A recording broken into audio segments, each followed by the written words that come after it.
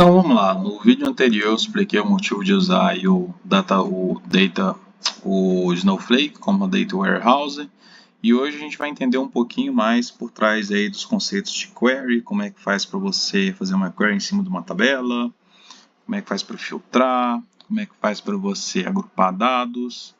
Então vamos lá, antes da gente brincar aqui com as queries, a gente precisa de uma fonte de dados, e a fonte que eu estou utilizando é uma fonte free source, né? Então ela é gratuita. Eu retirei esses dados aí do marketplace lá do Snowflake e é bem tranquilo de acessar essa parte aí de marketplace do Snowflake. Eu vou entrar aqui para mostrar para vocês como é que a gente pode selecionar aí, por exemplo, uma fonte de dados gratuita. A gente vem aqui em Internal Marketplace. Vou abrir aqui numa abinha nova.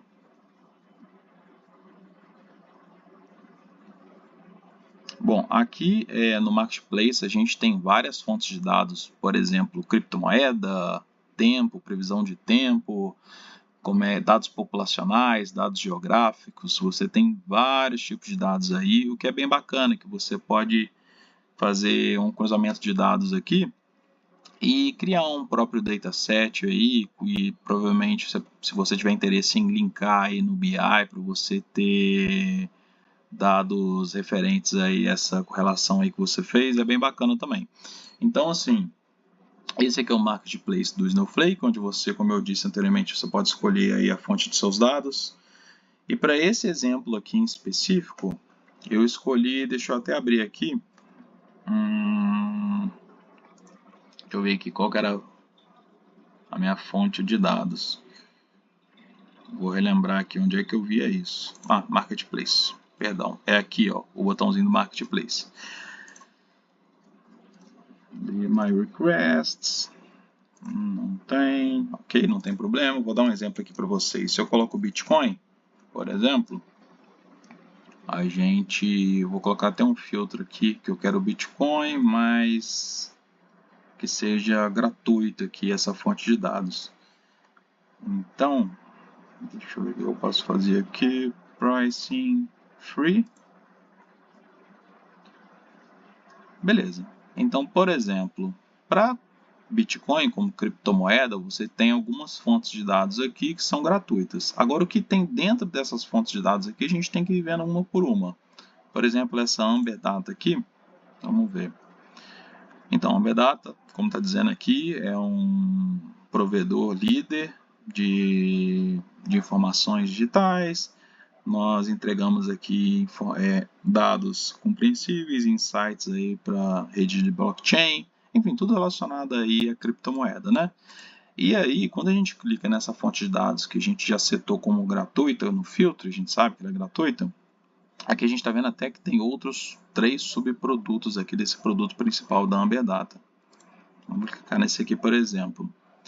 A gente consegue ver aqui quais são as tabelas disponíveis gratuitas, né?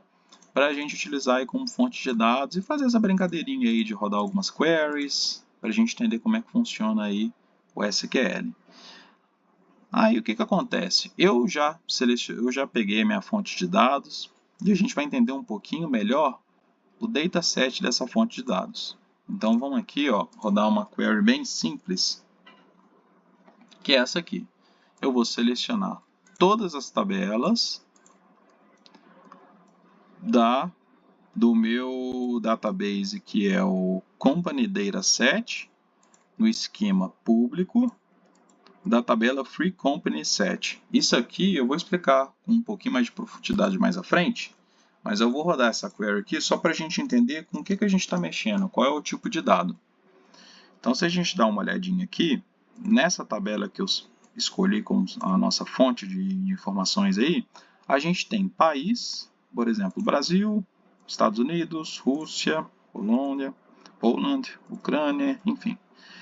A gente tem aqui founded, isso aqui, agora o que eu lembrei aqui, essa fonte de dados aqui é relacionada a empresas nos países. É uma fonte de dados utilizada principalmente para quem mexe com B2B, vendas, B2B. Então, o que esse dataset traz aqui para a gente? Ele traz país a país todas as empresas listadas aqui, né, em cada país. Então, assim, eu limitei aqui para 10 registros, mas essa tabela aqui ela é muito grande, porque ele tenta listar o máximo possível de empresas existentes em cada país, a quantidade de funcionários para cada empresa, né, a faixa de quantidade de funcionários.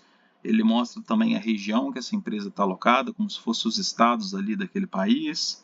Ele traz também o nome da empresa, ele traz a localidade, basicamente eu acredito que seja a cidade aqui, né? San Diego, Bogotá, Dallas. Ele traz um link também do LinkedIn dessa empresa, bem bacana. Ele traz o tipo de indústria ali por trás daquela empresa. E ele traz um ID único ali, a gente inclusive vai ver se esse ID é único, né, nesse dataset, para cada empresa aqui. Ok, o founded aqui nada mais é do que o ano de fundação da empresa. Então, para aquelas empresas que têm o valor como nulo, então esse dataset aqui ele não conseguiu encontrar basicamente quando a empresa foi fundada, né? Então, ok, eu selecionei aqui apenas 10 linhas desse dataset, porque se eu seleciono todas as linhas dele, a query vai ficar muito lenta, porque é uma tabela, é um dataset muito grande. Então, eu vou até rodar aqui para vocês verem, olha só quanto tempo que demora para trazer todos os dados dessa tabela. É bastante, né? 5, 6, 7 segundos, e ele está rodando a query. E a engine ali por trás está processando todos esses dados, né? Está lendo da fonte. Então, assim, olha só, demorou 15 segundos, né, para trazer todos os dados da tabela. E são mais de 24 milhões de registros, é muita coisa. Então, normalmente, até com uma boa prática, quando a gente vai entender o dataset, a gente não precisa de trazer toda a tabela com todos os registros para entender o que está por trás ali, né? Basta a gente fazer um select do top 10 da tabela, ou seja, eu quero os 10 primeiros registros aqui dessa tabela, para entender como é que funciona ali a questão de estrutura de coluna a coluna, o data type utilizado, né? Inclusive esses conceitos de data type a gente vai trazer mais à frente aí também aqui no canal. Mas ok, então a gente entendeu aqui o que é essa tabela, o que esse dataset representa, como só para sintetizar aqui, ele é basicamente ele traz basicamente as empresas de um determinado país, a maior quantidade, na verdade, de empresas do país, que eu lembro que eu cheguei a dar uma lidinha nesse dataset, e para cada empresa ali ele traz um ID, que ele provavelmente gerou, né?